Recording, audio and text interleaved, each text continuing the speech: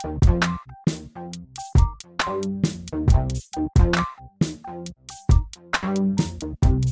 know what I would think would be interesting to talk about is, now that we've had the work done, we each have scalp micropigmentation on our own heads, what's the biggest change you've noticed, the biggest thing that's different now? More hats. No more hats? Yeah, it's like, it's the best thing ever. I mean, I can remember times in my life where I'd be late for work and, you know, somehow like look in the rearview mirror, or just you get that cold breeze and you're like, oh my God, I forgot my hat. You know, no problem. I'd turn around, go right back home. Didn't matter how much I was late. It was like that much of a significant like crutch. Yeah, I only use a hat now when it's brutal winter here in New York, and my ears are burning. That's the only time. Now they exist because like my head's cold. Right. Other than that, I don't care. What about like just routine-wise? What is changing your routine? No more lengthy morning routines. Long gone are the days where you got to wake up 2 to 3 hours before you got to go to work to start dabbling with the topics, with the cougar, with the Dermatch. There's no more of that. You wake up, you shower, you go. And it's the best feeling ever. It's like you're getting your life back at this point. You're going back to normality. Nothing beats that feeling. You can set the alarm like 30 minutes or an hour later. Yeah. You can take pleasure in snoozing it now, whereas before there was no such thing. You had to jump in and get into that bathroom and start working at it. And you're hogging the bathroom from your wife or whatever who really needs it. You know, they like to be in there. That sink, it had a black ring around it from the Topic, and it was brutal. I used to use Topic as I started losing my hair in probably the later part of college and when I first started working. And I sweat. I could sweat standing still. And you put this stuff in, it looks great for an hour. And then you start sweating, or it starts being a little windy outside and dripping down your face. Not having to deal with that. This is a very low maintenance style. I cut my hair twice a week, 5 minutes in and out, and I can go work out, I can go swimming, if it's raining out, it doesn't bother me. We deal with a lot of guys that are maybe in their early 20s that want to hit the town, go clubbing, go out to bars, and you know, they're feeling, hey, why am I one of the only ones that are losing my hair? Why do I feel like I'm bald and all my friends have a nice slick back? I know I have a friend that has probably the best head of hair I've ever seen. And when I was single, I would go out with him and be like, hey, man, like this is just unfair. Yeah. This is just unfair. Yeah. And having a look back, having a style back is a big difference, okay? Going from the look of, you know, no hair to the look of what's a short buzz cut, I think really changes your game a little bit too. And it's funny that you mentioned the dating. Going out there and dating. I'm now living with my girlfriend for a year now. All right. And up until a few weeks ago, when I pointed out to her that I did it, she had no clue. She didn't have a clue that you did it? No, she really didn't know? She really didn't know. She really didn't know, yeah. I didn't say anything to her. I figured, let me see if she ever says something, but never said anything to me, never knew until I showed it to her. She was amazed by it. And what does she think? What does she think now?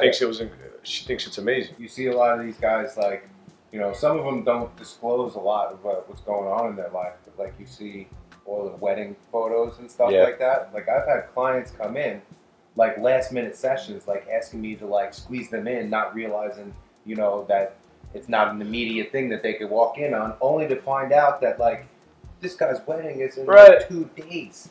Like he had mentioned to me that he was going to a wedding. He didn't tell me it was his wedding. And I'm just like, dude, like seriously. Crunch time, man. Yeah, like crunch time. And then he sends me pictures and it's just, it looks awesome. And the smile on that face, like you could see his hairline, and you like it looks really, really good. And you're like, you know, you feel kind of like you added a little bit of fun. So we all, clients of the treatment, all wear it every day, rock the style. There was a transition there though from being a client, having this treatment, to actually performing it and doing it.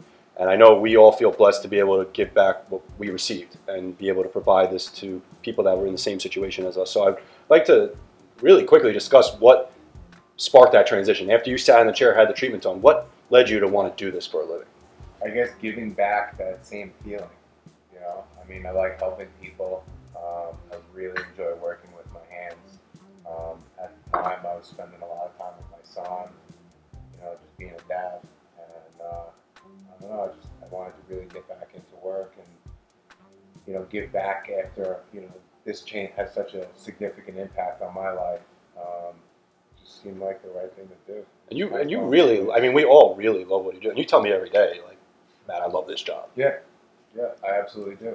And like, you know, that's because of all the feedback that I get. You know, when like, you know, when you finish a client, one, it's like it's a work of art. You know, I feel like that we create, and each client is different, so each circumstance is challenging for me and something for me to work through and really focus on. And at the end result, not only am I proud of what I've done, but like to see our clients' reactions. It's helping someone. Like it's nice to be able to go to work and love what you do and actually have a good impact. Yeah, make a difference in someone's life for the long term. You agree? Yeah, you're really improving the quality of someone's living. What I love about it is it's an immediate result. Well, a lot of people sometimes maybe don't get is after one session, you will see an immediate difference. And so that's rewarding because you'll spend a few hours on a client, restoring a hairline, adding the density, whatever we're doing, hiding the scars that they get from surgeries, and they'll see it immediately and go, wow, that's a change after one session. I've been spending years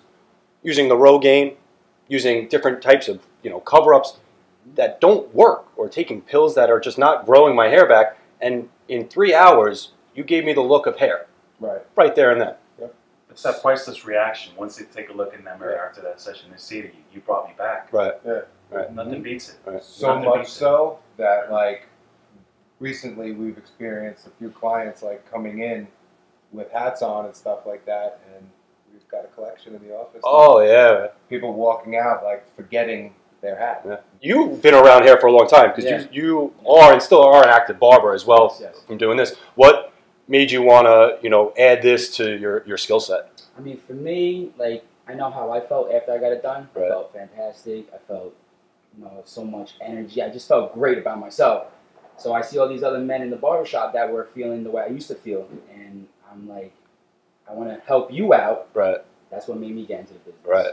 And as he was saying, I used to struggle with my barber. I used to always argue with him, try to fade this a little bit better. Yeah, messing up. It's darker over there. So it was always an argument with him. It was always a struggle. So just that alone, it made a huge difference. And I couldn't be happier. That's awesome. I don't have to sit in the mirror anymore and dwell. How am I going to go out? What am I going to do? And stress about it for hours. It's one last thing to think about. There's a million different things. I don't even think about it anymore. I forget that I have it now. Right. Like, honestly, unless I'm sitting there looking for it, I don't even know what it's there. Right. Do you know what's interesting? We all work up in New York. Greg, though, you're in a totally different area of the country. You're in a Houston clinic. Anything you've seen down there? Yeah, I mean, I've seen people from all over the Midwest, and then even extended. I've seen people from Vegas come in. I've had people from Dallas. I've had people come from Austin, San Antonio. But I had somebody recently who drove like 5.5 hours. Came with his wife. Wonderful, wonderful woman. Come all that way to support him too, right? But came out there, really stylish guy, really proper, but just felt like he was missing that extra little bit. So came in, saw him for 2 treatment sessions, and what a difference! What a difference! I actually just talked to him 2 weeks ago, and he's still loving it. And he's sending us like selfies of himself too, right? He's been taking a lot of photos. Yeah. You get very confident in front of the phone camera after you had this done. So this has been awesome. Sometimes it's hard to have an honest discussion about hair loss. For men, it's sometimes a little bit of a taboo. So to actually have a real talk about what we go through and the whole process of trying to find a solution and maybe finding one that doesn't really work or only works to some extent, and seeing how Scalp Micropigmentation has really each changed our lives in some very similar ways and probably some unique ways as well.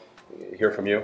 You've had the treatment now for 2 years, and your own girlfriend didn't even know about it. Not a clue. That's awesome. No idea. That's awesome. So now we got practitioners both from New York and you down in Houston, and just hearing about that transition from being a client to actually performing this treatment and the joy that we get out of that has been cool to hear. So, guys, I thank you for coming, hanging out, having a few drinks with me. Cheers. Salute, guys. Cheers.